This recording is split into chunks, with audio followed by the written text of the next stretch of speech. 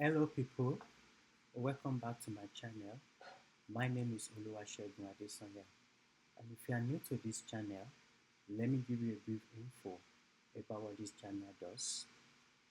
We help to equip people that want to start their career in IT, or people that need more information or skills to build up their expertise in IT, ranging from cloud computing, software development, security, just name it. So this is what this channel is all about. And most of this training, we organize boot camps, training, and most of it, all of it is free of charge. So today, I want to talk about cloud DevOps skill roadmap because recently I've been receiving different questions on how can I start my career in cloud DevOps, or how can I build on my expertise? What are the skills I need to build? There is no structured curriculum that can help me to achieve this. So I see different people learning a lot of things at random and they get confused at the end. But in this video, I want to give you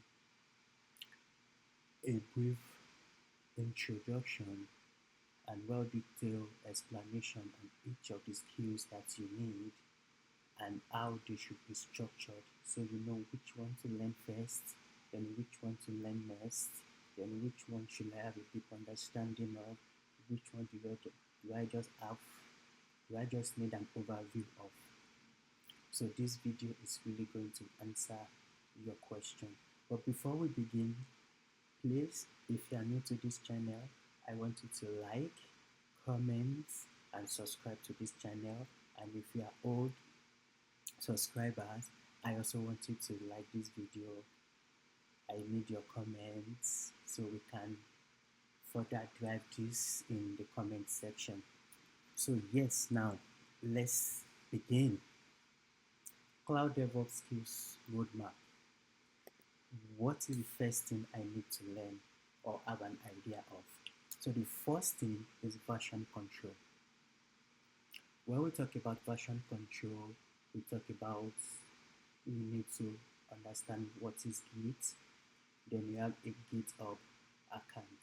So a GitHub account is just like your profile, your portfolio in which you save your source code and every other information. And GitLab is just like a version control tool that we use. There are several other ones that we use. We have GitLab, we have Gitbucket, we have Gerrit. I know many of you have not heard of Gerrit before. So the first thing you need to learn is the version control. So this is very important and this is very crucial. Do I need to have a deep understanding of this? Yes, to an extent. Let's say intermediate. Intermediate is enough to not to carry you through when you understand the basic command. Now, moving on to programming and scripting. When we come to programming and scripting, this can be kind of dicey and tricky, but I will explain it what you really need here. So in programming and scripting, I just put the three main ones: Python, Bash scripting, and Java. So the question is, what do I really need to know?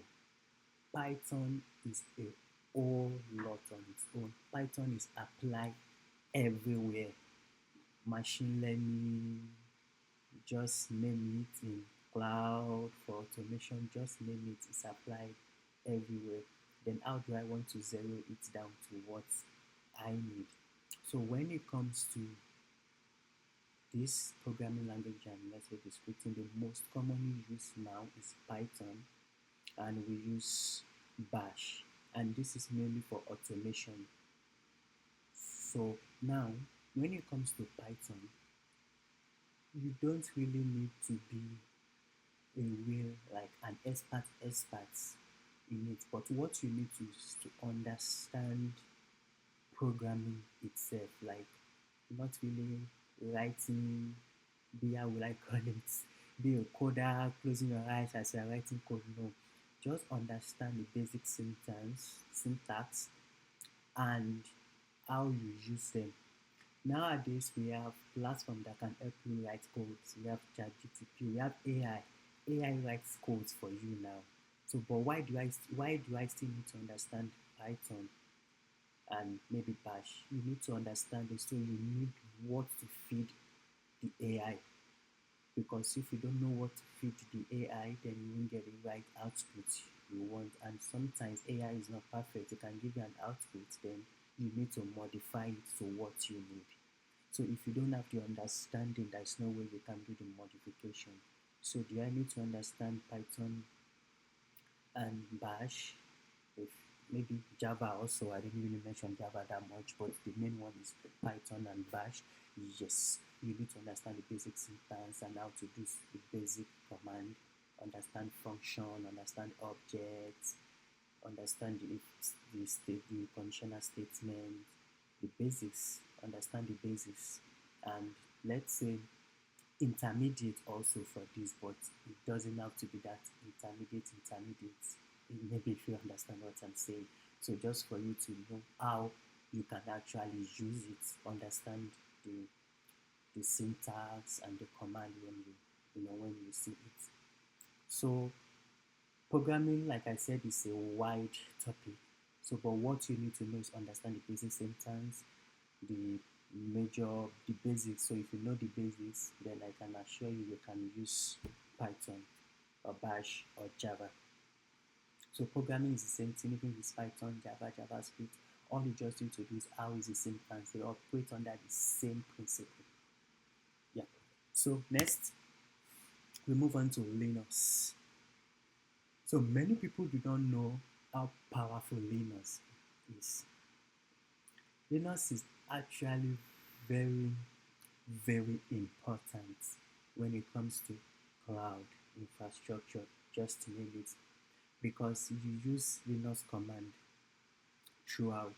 If you have a full understanding of Linux, it's just like you having having the understanding of a particular language. Take for example a country that speaks a particular language and you want to move to that country and you have understanding of the language, just to know that half of a problem is solved before, because if you don't have any other skills, for you to know the language, you can easily interact with the people, can easily build your connection, and easily even get a job and start even learning on the job, even if you don't have any skills. That is the how powerful language is. So the same with Linux.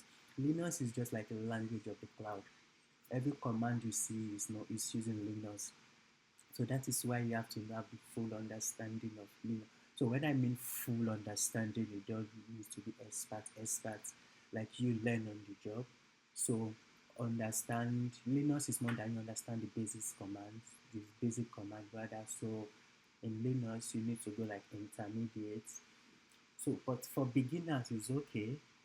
It's very okay if you understand the basics. So, yeah, like I said, you learn on it, but you just have to have the understanding of it, because if you don't understand what it is, you can't really know what to do. So, in my subsequent video, I'll be doing a full training on Linux. So, it's time learn Linux with me, in which I will do a video in which we learn Linux from beginning to intermediate. So that is the reason why you have to follow my channel, so you know when I release the video. So follow me. So in Linux, I just put this, we have different Linux distribution. You can call them flavors. So you have Ubuntu, you have Debian, we have CentOS. These are just Linux distributions. So these are Linux and open source. So different people have their own Linux distribution. So that is all about Linux. But remember, put it at heart that Linux is the language of cloud. Follow me. Now we want to go to networking and security. Oh, now this is my most favorite part when it comes to cloud. When it comes to cloud, networking and security is important, not just cloud, in anything, networking and security. Now let's look at it in a layman's language. If you are living somewhere, you want to be sure that you are secure, and at the same time you want to network with people, build your network. So that is the exact thing in cloud. There is nothing you do in cloud without networking and security. So you have to have basic understanding of networking and security. Yeah, for you to be, this is actually for, your journey to be an expert. You need to have an advanced networking, understand the advanced networking principle. That is, when you become an expert. But for beginner, so you need to understand the basic networking, IP, subnets, all those. You just need to understand how IP is located, IP4, IPv4, IPv6. Just understand the the the basics for you to be able to work to function. Is it talking about the OSI model, different layer? So those ones you just have to have the basic understanding. So these two, don't be scared. I'm going to do a video on this which will cover your basic understanding about networking. And also when it comes to security, you need to understand security. Security is very essential. Security is just like a whole program on its own, a whole field on its own when it comes to cloud. So you have to understand cloud security and best practice. Also, I will release a video on this also. So when it comes to cloud security, you need to understand the best practice. What is my responsibility? Who is responsible for what? Understand the accountability system. Who is accountable for data? So you just have to know this. But as you progress in your career, then you have better understanding. But for basics, for starters, you need to understand cloud security, the best practice in the cloud. That is, to share the responsibility. Who is responsible for this and who is responsible for that? Yes. Now we're moving more into cloud native. Now, so here I'm going to talk about containers. So in cloud, containers is extremely important. This is the core of cloud native itself. Why? Because in cloud, you don't do things locally. You do things like it's like a distribution system. And for you to be able to achieve this, it's more like a microservice system. I'm going to talk about microservice architecture.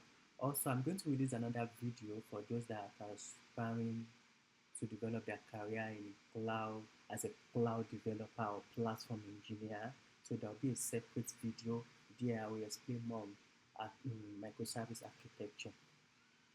So in this container, we have two common ones. We have the Docker and we have the Podman. So this Podman is also available to be used, but this is mostly used with OpenShift. So OpenShift is a Red Hat product. So maybe when I get to Kubernetes, I will talk about that. So for container, you just have to have understanding of one of these, Docker or Podman. So once they have it's basically the same command you use in Docker, you use also in Podman. But Docker is a most, the common one, so you can stick with that if you are a starter, and if you want to get more expertise, you can look Docker and learn more about Podman. Yes. So now let's go to container orchestration. This is also one of my favorite parts. So when I'm talking about container orchestration, in microservice architecture, it's just like we divide a big system into smaller system. So maybe we have, let's say I have an 8 kg load. I now divide it into 0.01. So each piece is, that's going to be a lot, and I want to automate them. that is where this comes in, because when it comes to cloud, there are lots of automation. So container orchestration. So when it comes to this, it's just like automation of containers. You want to automate the containers. And so what do we use? So we use Kubernetes and OpenShift. So Kubernetes is more, it's an open source, it's free, it's open, but we use Kubernetes, which is the main, the basics, the vanilla flavor, as we do call it. So it's the open source system, which we use mostly for container orchestration. And we also have Red Hat OpenShift. So Red Hat OpenShift is built on Kubernetes, but Red Hat OpenShift is, is a closed source owned by Red Hat. So the main difference is Kubernetes is open source, Red Hat is closed source. And what is the advantage of one over the other? That is the, so OpenShift, because it's closed source, there are more supports for it. Kubernetes is an open source, so it depends on the open source community. So that's just the difference. But for container orchestration, I have an understanding of Kubernetes. Oh, okay. So in this, for Kubernetes, you need to have, it's beyond you having the understanding the basics command. You have to understand the whole architecture itself. How does it operate? What is it? Having it to a level of like an intermediate. So if you want to build or have a knowledge about Kubernetes, you can check my video. There are some videos, Kubernetes Weekend 1, 2, 3, 4, and also subsequently I'll be releasing video on Kubernetes. So I need to tell you what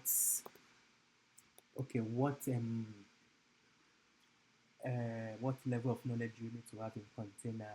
In container, you can see that I'm putting everything intermediate.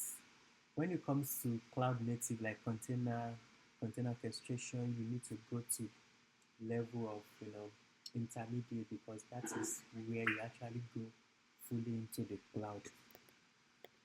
So next we go to CICD. What is CICD? So CICD is continuous integration, continuous deployment. So now this is just like a general term on itself. There are a lot of things that is encompassed in this CICD. And under the CICD, let's break it: continuous integration. How is our code integrated? How is our code integrated? Then continuous deployment. How is our code being deployed? Look at the word continuously, without any break. We are not going on holiday. So this is keep flowing, because when it comes to cloud, anybody can access it anywhere. So our code must be integrated continuously and must be deployed continuously. So now, when it comes to what are the tools I need to prove myself that I understand continuous integration and continuous deployment. So you can see that this is a lot. All of them are, like a top 20 CI/CD tools you should consider. So in this, not that you consider all of it, but for start, what should you consider? For start, so I can point out 4 that it's like easily available: the Jenkins, the GitLab, the Circle CI, and Travis CI. Then 5, Git Action. So I think GitHub Action. I think the GitHub Action is easily available, because you can just sync it along with your GitHub. So GitLab CI and Git Action is easily available. Also, Circle CI is kind of free, like easily available. But one like Jenkins, Travis CI, and others. So most of them you have to pay before you can use it, or it has a limit. You have Bitbucket also. So what is this doing? What is this? What does this does? So what it does, like, we build a pipeline. We're just using to build a pipeline in which we integrate our code and we deploy our code. So if you are looking to which one is really available that I can practice on or do, Circle CI give like, maybe is it 3,000 credits per month? I can't remember. You can use GitHub Action. You can also, use Jenkins. But the basic things is they have the same principle. The only difference is the syntax that is being used, but it's follow the same principle. Yeah. So when it comes to this, you still need to be in the intermediate level.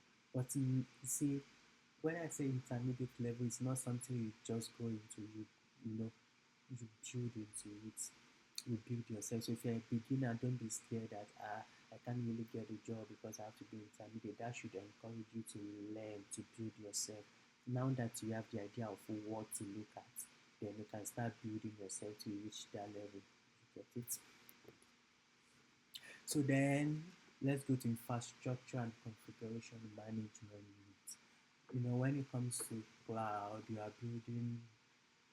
So this might also be very important when it comes to the cloud developer. You want to be, the cloud infrastructure. So the cloud infrastructure might be the developer, but when you want to configure it as a DevOps engineer, so what do you need? So there are some that are specifically to a cloud platform, and there are some that are general configuration management tools. So you can see Jenkins here, that I had Jenkins here because Jenkins was in our CICD. So Jenkins also is used for configuration. So that's why it's been added here. So we have Ansible. Ansible is a Red Hat product too. So it's also a proprietary product. So Ansible is mainly used for configuration. And here we have another one we can use for infrastructure. When if I add about infrastructure as a code, that you want to build the infrastructure, but you want to write a code. So that's another example. We have Terraform. So Terraform is a infrastructure management tool, which is not dependent on any cloud platform. It stands on its own and can be used for any of the cloud platform. So AWS CloudFormation is basically for AWS. Azure Resource Template is mainly for Azure. Yeah, so that's on infrastructure and configuration management. So these you you you can still have the basics in this, the basic knowledge, but at least the minimum you should get to is intermediate. So you are not stopping at intermediate, but that is your starting point. Remember, so you are building from intermediate to become an expert. So then now let's go to the cloud platforms. Now, so we have three major cloud platforms. We call it like a public cloud platform. Of course, we have private cloud, we have public clouds. So the major cloud platforms are Amazon Web Service, which we know as AWS. We have the Microsoft Azure, and the third one we have the Google Cloud. Those are the three. We still have others. We have IBM, we have Oracle, but these are the three biggest, let me put it like that, players in the industry. So I won't. It's okay to have understanding of everything at once, but I will just advise to start with one, having an understanding of the platform itself. But funny enough, what we have talked about in the past, they are the tools that is being used in each of these cloud. So if you have the understanding of those, then you can transfer it to the public cloud platform. So that's why I don't really advise people to want to move to cloud and just start with any of these public cloud platform. I will advise and recommend that you start with each of these skills before you start this public cloud. If you have the understanding of those skills, then coming to this cloud platform, you can easily understand it. So the challenge many people face is they just jump all those steps and just start training on AWS. They get confused and like, oh, I can use AWS, but when they see project, they run back and they don't understand, the basic. So if you understand to the skills we have been talking about before, then if you start using any of this cloud platform, you know what to do and how to navigate your path in that. So all these are the technical skills that you need when it comes to cloud DevOps. Then before we go, I want to talk about another one that is very important, which are the soft skills. People don't talk about soft skills when it comes to a matter like this, but you need some soft skills. So if you have these soft skills, it's not a waste. So one of it is project management. You don't necessarily have to have an intermediate skills in this. The basics is okay, just to know how to manage projects. Like as an individual, how can you manage yourself? How can you manage your day? So if you can manage your day well, then that is okay. Do you get what I'm saying? So having understanding of what is project management, problem solving, how do you solve problem, how can you think, how do you think, and how can you resolve a problem? It's also very important. Problem solving is one of the essential skills also. And collaboration and communication. When it comes to cloud, you are not working alone. Even if you are working as individual, you will still be in a team regardless, because it's a lot of things to be done. So you have to collaborate. So one of the main important things that cloud computing brought to us is collaboration, easy collaboration and communication. So you have to have these soft skills alongside. And the last one is adaptability. As we know, everything is changing so fast. So you have to adapt yourself with the latest technology. You have to learn very fast, because what you are learning now, by tomorrow it might be old version. So you need to learn the new one. So that's why it is very important to to adapt to that. So yeah, that is it on this video. I will release a subsequent video on cloud developer and platform engineer skill roadmap. So follow me through. So if you have not liked, subscribe to my YouTube page, this will be the best time to do that. You can like this, please like this video, comment, give me your thoughts. Do you have any question? Do you have any other thing you think I should talk about? Then I want to know your thoughts on this. Thank you all, and see you again in my next video. Bye.